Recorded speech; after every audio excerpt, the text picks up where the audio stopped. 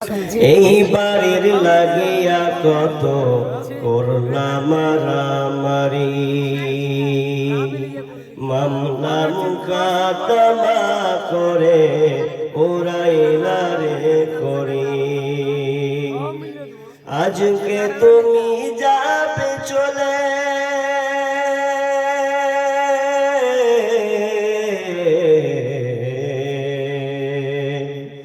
আজকে তুমি যাবে চলে সব কিছু ফেলিয়া, মসজিদের ওই পালকি আয়না দোলা দে সাজায়া তারে জনমের লাগিয়া।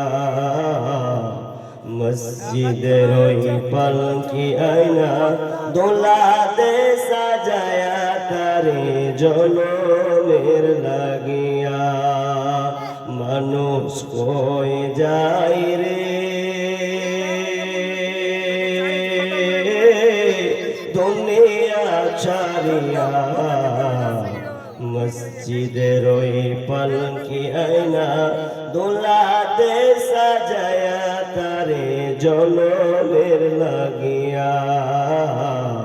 মসজিদের ওই পালকি আয়না দোলা দে সাজায়া তারে জনমের লাগিয়া। ছেলে মেয়ের নববধূর প্রেমেতে মজিয়া,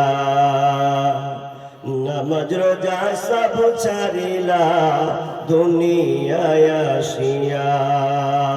ওর ছেলে মেয়ের নববধূর প্রেমেতে মজিয়া, নামাজ রোজা সব ছাড়িলা দুনিয়ায় আসিয়া। সেই সে ছেলেরাই গোসল দিবে,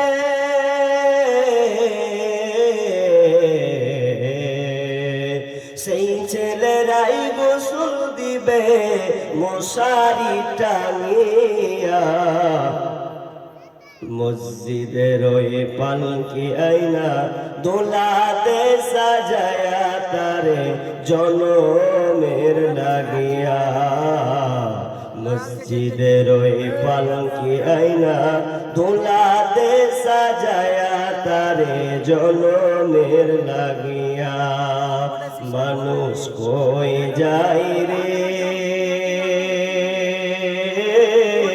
দুনিয়া ছাড়িয়া, মসজিদের ওই পালকি আয়না দোলা দে সাজায়া তারে জনমের লাগিয়া। মসজিদের ওই পালকি আয়না দোলা দে সাজায়া তারে জনমের লাগিয়া।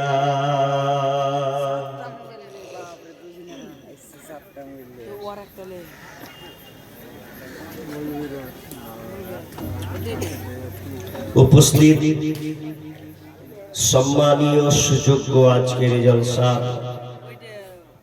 স্বনামধন্য সভাপতি, মঞ্চ উপবিষ্ট আকাদের সদস্য আলেম উলামা বৃন্দ, সামনে আবার বিভিন্ন এলাকা থেকে ছুটে আসা ছোট বড় দিনদার ইমানদার মুমিন ভাই সকল এবং পর্দার অন্তরালে প্রজেক্টের মাধ্যমে দেখনেওয়ালি সম্মানিতা মা ও বোনেরা, প্রথমে সেই মহান মুনিবের দরবারে প্রশংসা করি যে মহান মুনিব আমাদেরকে এই মাদ্রাসা কেন্দ্রিক আয়োজিত মাহফিলের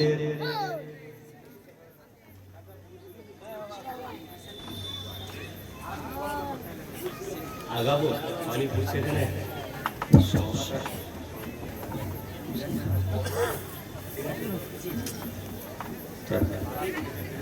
কি করব যে আল্লাহ আমাদেরকে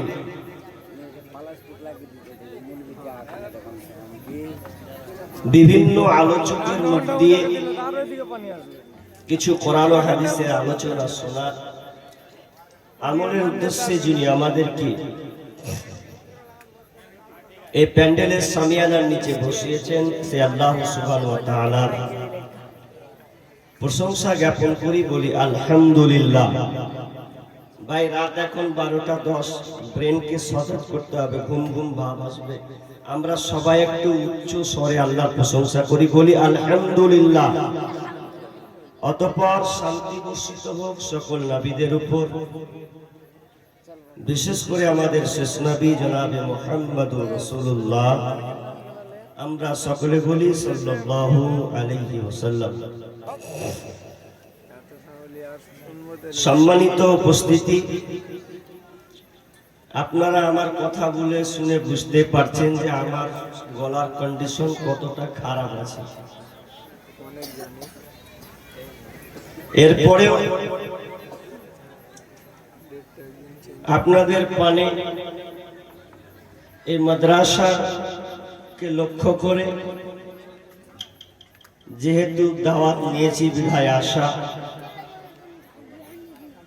আল্লাহ কবুল করেছেন কিছু কথা বলার, তিনি সুযোগ দিয়েছেন বিধায় আমরা আসতে পেরেছি। এজন্য আল্লাহর কাছে আমি আবারও শুকরিয়া করছি, আলহামদুলিল্লাহ। অতঃপর আমাদের শেষ নবী জনাবে মুহাম্মদুর রাসূলুল্লাহ, আমরা পড়ি সাল্লাল্লাহু আলাইহি ওয়াসাল্লাম। ভাই আমি ভূমিকা টানবো না, যেহেতু আমার শারীরিক কন্ডিশন ভালো নাই, আর আপনারাও 12টা বেজে গেলে আপনাদের মন মানে না, কখন বাড়ি দৌড়াই। কিন্তু কে কে আমার আলোচনা শুনবেন ভালোবাসার খাতিরে অন্তত একটু দেখতে চাই, কারা কারা আমার আলোচনা শুনবেন একটু যদি হাত তুলে দেখান তাহলে হয়তো ভরসা রাখি। সবাই মাশাআল্লাহ, হাত নামান। আল্লাহ আমাদের হাতগুলোকে কবুল করুন, বলুন আমিন। আমি ভাঙা গলা, ভাঙা গলা মানে কি, একবারে ড্যামেজ হয়ে গেছে গলা। আমাকে এখন 2-3 দিন রেস্ট দেওয়া লাগবে। এরপরও কষ্ট করে আমাকে আসতে হলো। আমি সংক্ষিপ্ত ভাবে করতে দাও, করতে দাও। শিখতে পারবে এই সব সারাবান্তা হুড়া পড়ছে, ছাড়ো। আমার আজকে আলোচ্য বিষয় চাটা করলে গোলমরিচ দিতে একটু বেশি ভালো। চাটা যদি গোলমরিচ দিতে একটু বেশি ভালো, বেগুনা দিয়ে চা দিয়ে সব বেশি করে হবে না। চা হবে, চা ছাড়া বক্তব্য না।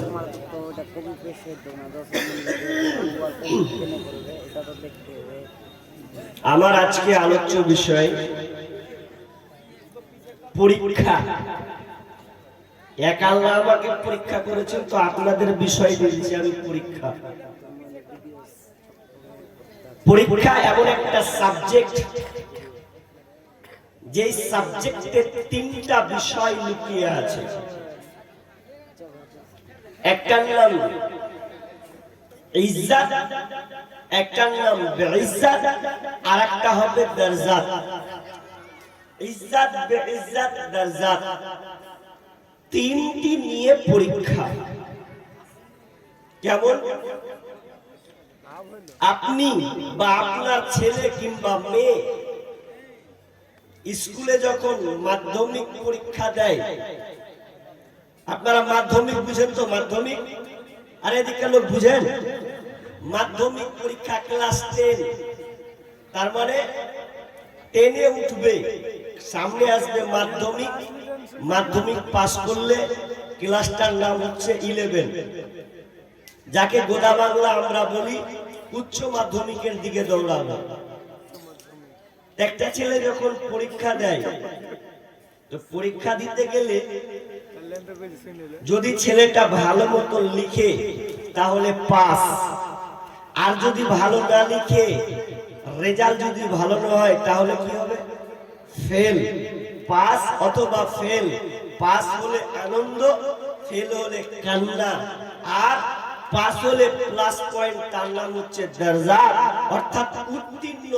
পরের ক্লাসে সে উঠতে পারবে। তো আল্লাহ আমাদেরকে পরীক্ষা করবেন, কয়টা সাবজেক্টে পরীক্ষা করবেন? এটা আল্লাহ কোরআনে বলে দিয়েছেন।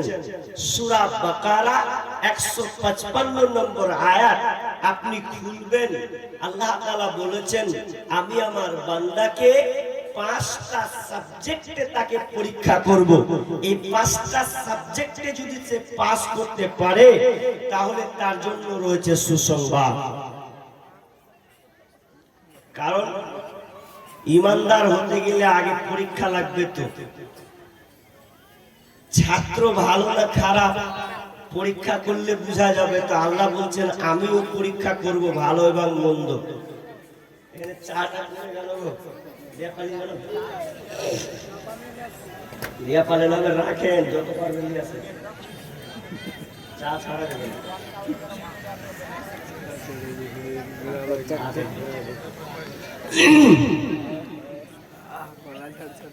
বিসমিল্লাহির রহমানির রহিম।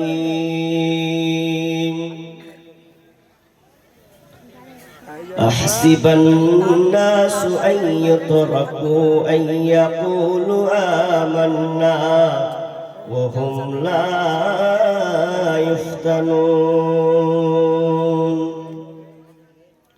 রব্বুল আলামিন সূরা আনকাবুতের 3 নম্বর আয়াতে বলছেন আহসিবান নাসু আইয়ুতরাকু আইয়াকুলু আমান্না। আহসিবান নাসু আইয়ুতরাকু, তোমাদেরকে ছেড়ে দেওয়া হবে এই বলে যে আমরা ঈমান এনেছি। ক্বালু আমান্না আইয়ুতরাকু, আল্লাহ বলছেন তোমাদেরকে ছেড়ে দেওয়া হবে এই কথা বলে যে আমরা ঈমান এনেছি।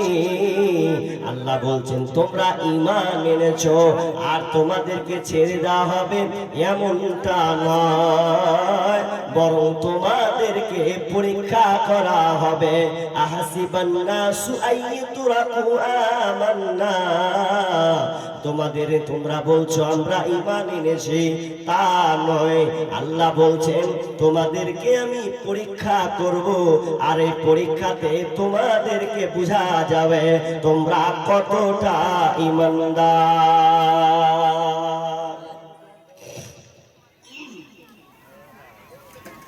পরীক্ষা আল্লাহ করবেন। কেন পরীক্ষা করবেন? আল্লাহ রাব্বুল আলামিন বলছেন কুল্লু নাফসিন যায়িকাতুল মউত, প্রত্যেক প্রাণীকে মৃত্যুর স্বাদ গ্রহণ করতে হবে।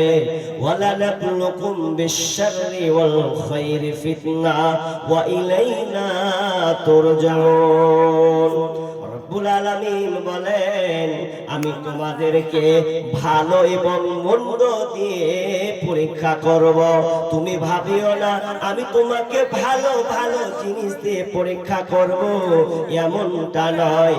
আল্লাহ বলছেন কখনো কখনো তোমাকে আমি মন্দ কিংবা খারাপ দিয়ে আমি আল্লাহ তোমাকে পরীক্ষা করব এবং তোমার ঈমানের ক্যাটাগরিটা, তোমার ঈমানের তালাটাকে আমি ঘুরিয়ে দেখব। তোমার ঈমানি জাজবাটা কেমন আছে, ঈমানি শক্তি তোমার কেমন আছে, এটা আমি আল্লাহ পরীক্ষা করব। খাব্বাব রাদিয়াল্লাহু তাআলা আনহু আল্লাহ রাসূলের কাছে গিয়ে বলছেন ইয়া রাসূলুল্লাহ, আমরা তো মার খেতে খেতে শেষ হয়ে গেলাম, তো আপনি কি আমাদের জন্য দোয়া করবেন না?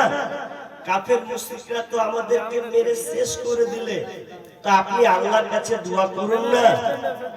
খাব্বাব রাদিয়াল্লাহু তাআলা আনহুকে বিশ্বনবী বলছেন খাব্বাব রে, তুমি এমন একটা আমাকে প্রশ্ন করলেন যেই প্রশ্নটা এত অধৈর্য হওয়ার প্রশ্ন, অথচ শুনে লাও এমন একটা সময় ছিল মানুষের ঈমান কত মজবুত ছিল, ঈমানের জওয়ানির শক্তি তাদের কতটা ছিল। সেই সময়ে পূর্বের বাদশারা, জালেম শাসকরা যারা ছিল, ঈমানদারকে ধরে ধরে নিয়ে আসা হতো, ধরে নিয়ে এসে তাদেরকে জমিনে গেড়ে দেওয়া হতো। গেড়ে দেওয়ার পর লোহার করাত নিয়ে আনা হতো, আর লোহার করাত নিয়ে এসে মাথার সামনে নিয়ে আসা হতো, আর মাথার সামনে নিয়ে এসে মাথাকে দ্বিখণ্ডিত করে দেওয়া হতো। তার মানে একটা বডিকে দুইটা বডি বানিয়ে দিত, অর্ধেক অর্ধেক করে বানিয়ে দেওয়া হতো। এরপরেও তারা ইমানকে তারা ছাড়েনি, কষ্টকে মেনে নিয়েছে। শুধু তাই নয়, খাব্বাব রে সেই জমানার ইমানদারদেরকে কোমর পর্যন্ত পুঁতে দেওয়ার পর লোহার চিরুনি নিয়ে আসা হতো, আর লোহার চিরুনি নিয়ে এসে তাদের শরীর থেকে চামড়াগুলোকে খালিয়ে দেওয়া হতো, চামড়াগুলোকে শরীর থেকে আলাদা করে দেওয়া হতো। এরপরেও তাদেরকে এক চুল পরিমাণ ইমান থেকে সরাতে পারেনি। তবে খাব্বাব শুনে নাও, এমন একটা সময় আসবে সানা থেকে নিয়ে হাদারাল মউত পর্যন্ত মানুষ একমাত্র আল্লাহ ছাড়া কাউকে ভয় করবে না। এই ভয়টা আর কোনোদিন থাকবে না। খাব্বাব কেন প্রশ্ন করতেন? কারণ খাব্বাবের উপরে চলেছে নির্যাতন, নির্মম নির্যাতন, অত্যাচার চলেছে। খাব্বাবকে কত নির্যাতন করা হয়েছে। খাব্বাব এমন একজন ব্যক্তি যিনি হচ্ছেন একজন ক্রীতদাস। তিনি এক উম্মু আম্মারের কাছে থাকতেন। তিনি আস্তে আস্তে বড় হলেন, তিনি দাসে দাসে পরিণত ছিলেন, গোলাম ছিলেন। এমন সময় বিশ্বনবীর ইসলামী দাওয়া, ইসলাম প্রচারের কথা শুনে তিনি কোরআন তেলাওয়াত শুনে ইসলাম গ্রহণ করলেন। খাব্বাব এমন একজন সাহাবী, 5 জন 6 জন নম্বরে সেই খাব্বাবের নাম আছে। ওই খাব্বাব এমন একজন ব্যক্তি, এমন একজন সাহাবী যার উপরে তার উম্মু আম্মা, আপনার কি নাম? সেই সময় কুরাইশ বংশরা খাব্বাবের উপরে নির্যাতন চালাতেন, এমন নির্যাতন চালাতেন তাকে মারতেন আর বলতেন, খাব্বাব রে তুমি ইসলাম ধর্মকে ছেড়ে দাও। খাব্বাব বলতো, না আমি ইসলাম ছাড়বো না। কত তার ইমানি জাজবা, কত তার ইমানি পাওয়ারফুল ছিল। শুধু তাই নয়, হঠাৎ করে কোনোবার আসলে খাব্বাবের মাথায় গরম লোহা দিয়ে মাথাকে ঠেকিয়ে দেওয়া হতো, এবং মাথা ঠেকিয়ে দিলে সঙ্গে সঙ্গে খাব্বাব অজ্ঞান হয়ে যেতেন। শুধু তাই নয়, খাব্বাবকে এমন জায়গা নিয়ে যাওয়া হতো, অঙ্গারের সামনে নিয়ে আসা হতো। বড় এত বড় পাথরগুলোকে নিয়ে এসে কয়লার সামনে গরম করা হতো। গরম করার পর খাব্বাবকে বুকের উপরে উল্টা করে শুইয়ে দিত। এমন আগুন, অঙ্গার আগুন যে শুইয়ে দিলে তার শরীর থেকে, তার পিঠ থেকে যেন গোশতগুলো ঝলঝল ঝলঝল করে যেন পড়তে থাকে, পুড়তে থাকে। আর ওই রক্তগুলো কয়লাতে, রক্তে পড়ার কারণে কয়লাগুলো পর্যন্ত ঠান্ডা নিভিয়ে যেত। শুধু তাই নয়, একদিন খাব্বাব গায়ে চাদর দিয়ে যেন সব সময় থাকতেন। উমর রাদিয়াল্লাহু তাআলা আনহুর জামানায় যিনি খলিফা ছিলেন, উমর বলছেন, খাব্বাব তুমি তোমার গায়ে সব সময় চাদর দিয়ে থাকো, কেমন তোমাকে নির্যাতন করা হয়েছে? খাব্বাব বলছেন, আমিরুল মুমিনিন দেখেন আমার শরীরের পিছনের অবস্থা, আহা এত গর্ত, এমন শরীরের জায়গা জায়গা গর্ত করা আছে। খাব্বাব রে তোমার গর্তটা এমন হলো কি করেন? খাব্বাব বলছেন, আমিরুল মুমিনিন বড় বড় ছোট ছোট পাথরগুলোকে নিয়েছে গরম করা হতো, আর গরম করে দিয়ে আমাকে উল্টা করে শুইয়ে দিত। শুধু তাই নয়, বীর পালুয়ান আমার বুকে পা চাপিয়ে থাকতো, আমি অনাহার থাকা মানুষ নড়াচড়তে করতে পারতাম না। আর আমার শরীরের চর্বিগুলো, শরীরের চামড়াগুলো ঝলঝল ঝরঝর করে ঝরে ঝরে কয়লার মধ্যে পড়তো, আমি অজ্ঞান হয়ে যেতাম, বেহুশ হয়ে যেতাম। এরপরেও খাব্বাবরা কোনোদিন, ওই সাহাবীরা কোনোদিন ইমান থেকে বের হয়ে যায়নি। দেখো কেমন ইমান এনেছে আমার নবীর সাহাবারা, যুগের সাহাবারা দেখো কেমন ঈমান এনেছে আমার নবীর সাহাবারা সেই যুগের সাহাবারা হযরত বেলাল এনেছে ঈমান কত কষ্ট করে মরুভূমির গরম বালুতে তাজা রক্ত ঝরে তবু বেলাল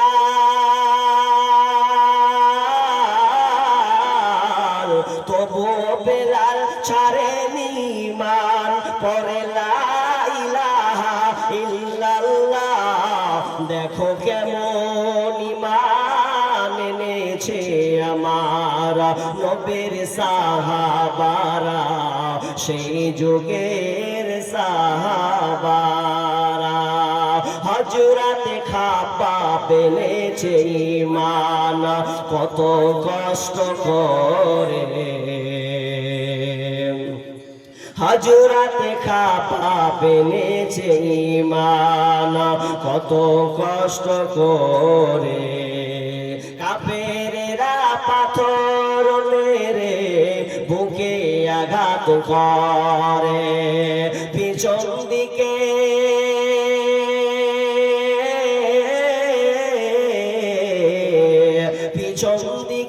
তাকালে পরে দেখা যায় তার বুকের সিনা দেখো কেমন ঈমান এনেছে আমার নবীর সাহাবারা সেই যুগের সাহাবারা হযরত হানজালা এনেছে ঈমান কত কষ্ট করে বিয়ের পরে প্রথম রাতে ছিলেন বাসর ঘরে হযরত হানজালা এনেছে ঈমান কত কষ্ট করে বিয়ের পরে প্রথম রাতে ছিলেন বাসর ঘরে যুদ্ধের দামামা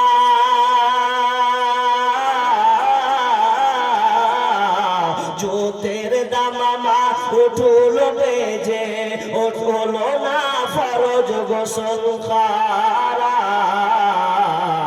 দেখো কেমন ঈমান এনেছে আমার নবীর সাহাবারা সেই যুগের সাহাবারা দেখো কেমন ঈমান এনেছে আমার নবীর সাহাবারা সেই যুগের সাহাবারা এরপরেও খাব্বাব ঈমান ছাড়েনি। हेलो, जिन जिन हजरात को खाना खाना है वो टोकन कटा के खाना खा सकते हैं, खाना बचा हुआ है। और मदरसा मिफ्ताहुल उलूम जोका जलमरे के बच्चे अगर आपको भूख लगे हो तो आप खाना खा लीजिए, खाना बचा हुआ है। मदरसा हाजा के तमाम तलबा से गुजारिश है कि खाना बचा हुआ है, आप जाके खाना खा लीजिए।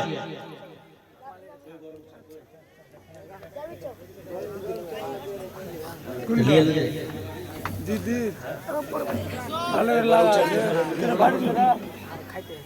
भैया लोग तो फिर उठे पाले छे আর আপনি फिर খাবার বলছেন যে খেয়ে আসে ও ফিরবে খেয়ে দেয়া বাড়ি পালে যেটি লোক আছে বুঝতে দেন। জি ভাই বলছিলাম ঈমান আল্লাহ তাআলা আপনার পরীক্ষা করবেন। কিছু কথা ইম্পর্টেন্ট কথা